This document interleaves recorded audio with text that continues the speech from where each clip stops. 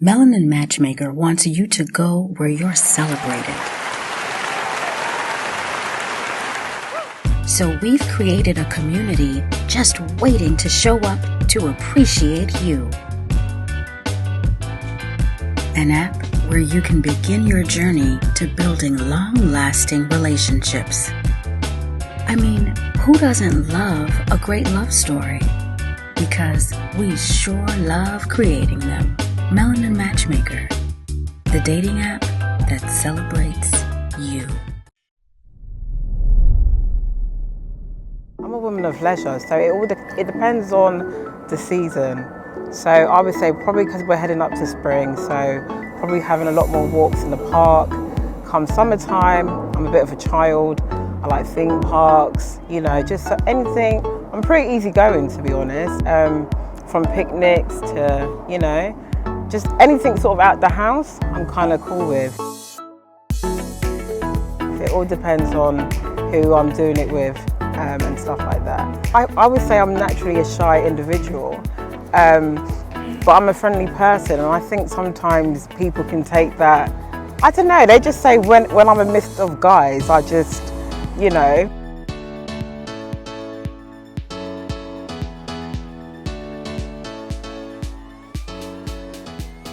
Okay, so tell me something fun about you that shows that you're happy to be open up, and I'll do the same. Fun about me? I don't really know. I like to I don't know, dance. I've never really asked. I've never thought what's fun about me. I don't know. I make good jokes, I think. Okay. I don't know. That's a hard one still. What about you? What do I do? Well, it depends. Like, I would say I'm quite a big kid. So, you know, things like theme parks and things like that. I like doing things like that also. I like dancing. Social. I mean, I'm really missing that right now. In that sense, yeah, I love a theme park, but last time I went on there, a couple of years ago, I bought my brother, I think it was Alton Towers. Like, I nearly had a heart attack. Like, before that, I thought, yeah, I love these things, but yeah, getting on, the thought of it, yeah, I do it, but once you're on it, it's a madness still, so. No, see, I'll be scared, but I'll still go on. But yeah, otherwise I'm quite an easy kind of going person.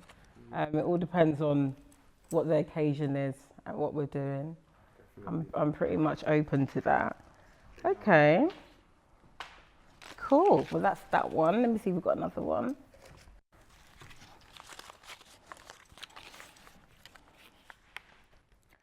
Tell me a joke or something that would make me laugh. You just said that you're good at making jokes, so I'm expecting. Not jokes like that. Jokes out of people's expenses, I think, but no. I can't even think of a joke, man. Why you put me under pressure like that? No, to be fair, I mean, it has put you on the spot. A joke. I was trying to think of one, but it's like my brain just gone. So I'm not. I ain't got jokes just in the bag. I can just pull them out like that still. But Okay. yeah. How about you? You got any jokes? Oh, no, I'm not a joker like that. I know my lane. But before I even picked up that question, you already said that that you. No, I don't tell jokes. So like. Yeah, but you said that you're into jokes and stuff. I like comedy and all of that. So, but if I was given time, I could most probably think of a joke. But right now, no. So my background, country-wise, I'm half Congolese, half Ghanaian. I was born and raised in London. I've always lived in South London, so I'm from the area of, South London's my place. And yeah, this is all that I kind of know. I'm currently in social work.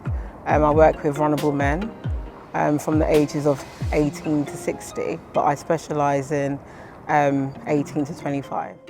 What is a deal breaker for you? Deal breaker.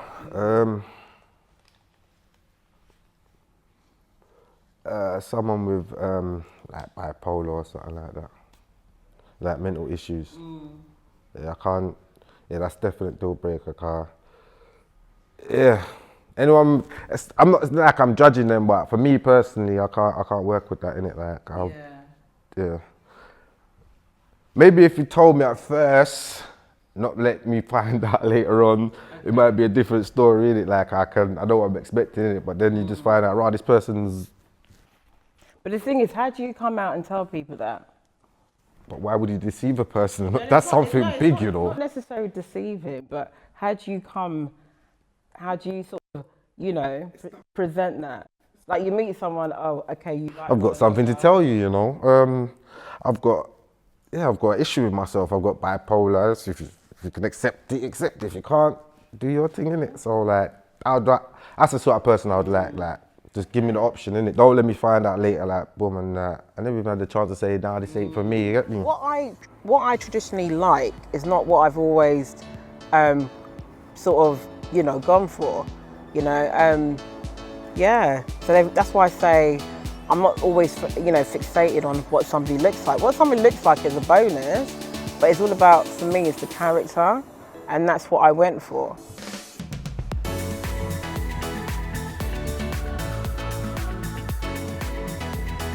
How you doing? You alright? I'm good, how are you? Good. What's your name? My name's Tina. Yeah, and you? Raphael. Raphael, nice to meet you. Good. So what are you looking for? Ideally, just, you know, a woman that is, you know, ultra feminine. Okay.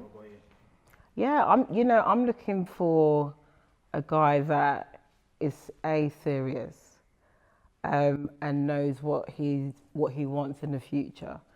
No playing games, because I feel like I've wasted a lot of time with people that I'm not sure on where they're going and what they want to do. What other things are you interested in? Oh, in terms of, well, I'm interested in a lot of stuff. I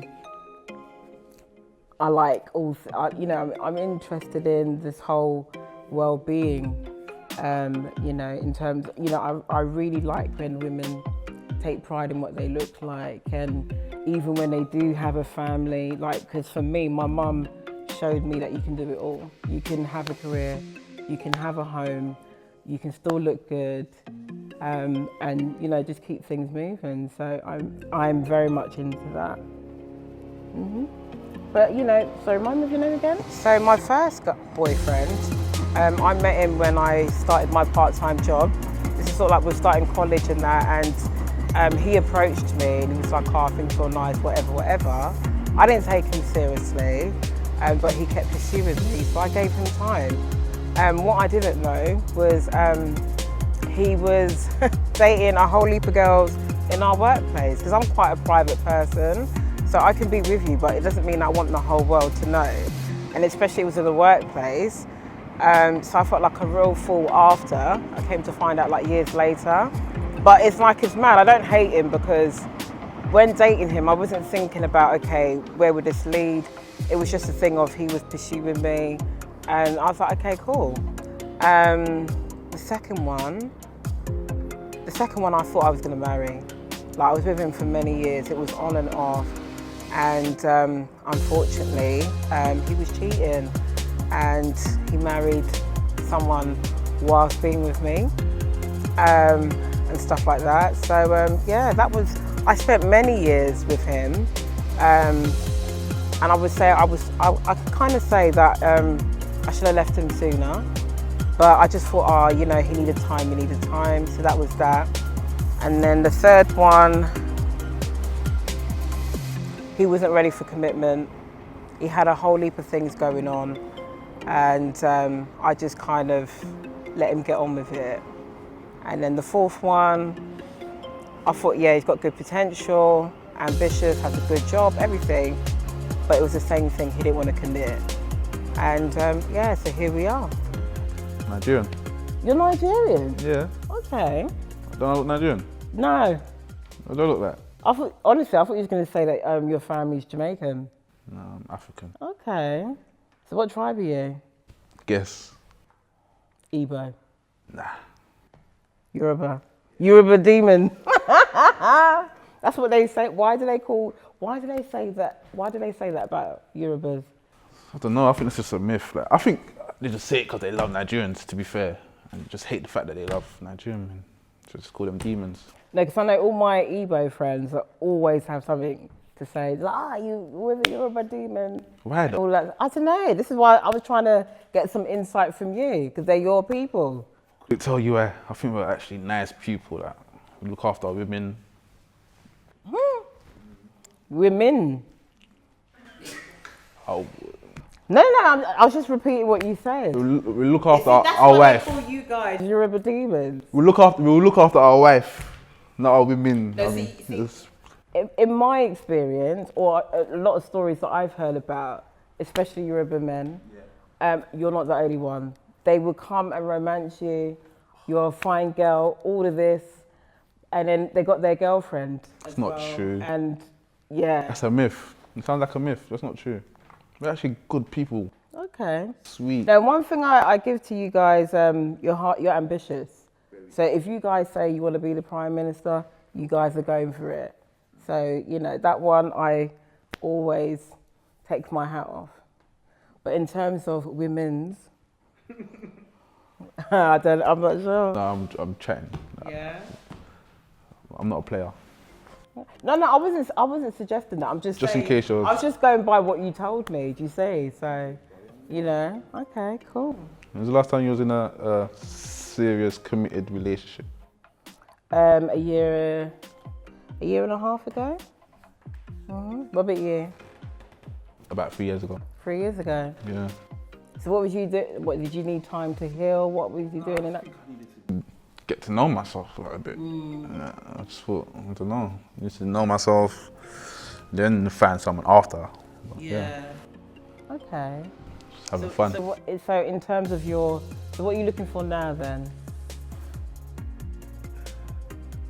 I think I'm looking for a wife. Okay. Something serious, something like, something special. Don't have to be a wife, but something special. Okay. Something real.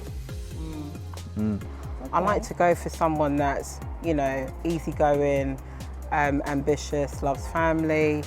You know, not, you know, I'm not like, I wouldn't say I'm fussy. I've just gone for guys that appear to be a gentleman. You know, someone that's generous and all that stuff. So, in my situation, I would say they have those elements, but other things didn't make it work. Hence why, you know, we're not together. Nice to meet you. Nice to meet you. Perfect. So, how are you finding it? COVID. No, that's another. Wow, I'm telling you. How am I finding? This whole experience so far. I'm happy. Yeah. This is the closest I've been to women for a year. Really? This is close. I've had a smile. Do you understand what I'm saying? To look at a smile, to look at eyes, to look. Do you understand what I'm saying? So it's been difficult. Yeah. Yeah, really difficult. So have you explored like online dating and stuff like that? Online dating. No, I don't really have luck with online. Okay. Even if I go and try and get insurance, car insurance, my car insurance would be like £2,000. I give it to someone else to get car insurance, it's £700. I just don't have that kind of luck on internet. But the main thing is you've tried it. And then, you know, and now you sort of got your own experience and you can sort of say, okay, this is why I choose to not do online dating. Online dating is just for what I think, well, my experience of it, I haven't had no luck, and I just think it's people, they get on it and they say a lot, but it's not really true. Okay. It's just falseness. Like what I did when I came in with these bottles and that. It's more falseness, you understand me? It's about appearance. They show you with a nice car, they show you with a nice this. Do you see what I mean? And then you're thinking that, they're doing well. They're not. I'm not doing well. Do you understand what I mean? Okay. This was just, we all pretend on it, but yeah. So why do you feel the need to pretend? I did that for a joke. Okay. But I'm just saying, you know, that people would take a picture in a nice car, put it on their profile. I understand. Just that. Yeah. So. No, cause I did feel, I was like, right, come in with 2 bottles, but I thought, okay. Yeah, I was like, okay, I'm gonna say. Yeah, I saw outside. I thought I just tried to make a joke. Okay. Do you know what I mean? You know, trying. My humour's a bit, you know, not. No, that's fine. That's fine. Okay, cool. But so how, in terms of the whole COVID then, how have you been coping with that? How can I say it? COVID is... I've had one person in my family pass away from it. Oh, sorry to hear that. But have I been observing the stuff? No. No, because we live in a time where the government we already mistrust them. So because we mistrust them, there is something out there. And because of the mistrust that they have, we can't actually deal with the situation properly. To tell you don't wear a mask, someone say wear a mask. They're saying it's for this, you find out it's for that. There's this vaccine from America, there's one from Oxford. Now they're saying the one from America they don't want, they're saying this. They tell you that they want your vaccine. I know somebody who's had it twice. So how's the vaccine going to help you? There's so much misinformation, we don't trust in that, so that's where we really are. Do you know what I mean? No, it's definitely been a lot. I mean, I think the hardest thing is losing people, because we've had a few, like family friends especially, that did pass. Like even as we speak, I got one of my great uncles in a coma. They had to put him in a coma in France and stuff, but thankfully he's waking up. He's waking up. So yeah, this COVID thing is very real, and stuff. But at the same time, it's also, I feel like it's a chance for people to reset, reevaluate relationships, friendships, even maybe career-wise. Because I know there's some people throughout this whole pandemic have managed to birth businesses of their own, because they've gone on furlough. Some have lost their jobs. So I do feel like even though something negative is happening, I always feel like there's another side you can also look at as well. Always. Positive, negative is two sides. Yeah. Someone's mistake is the next person's beefsteak. Yeah. Yeah, but it hasn't been mine. I'm still single. So why are you single? Why am I single? Ask the women why I'm single. You look at me and you tell me why am I single. No, I can't answer that.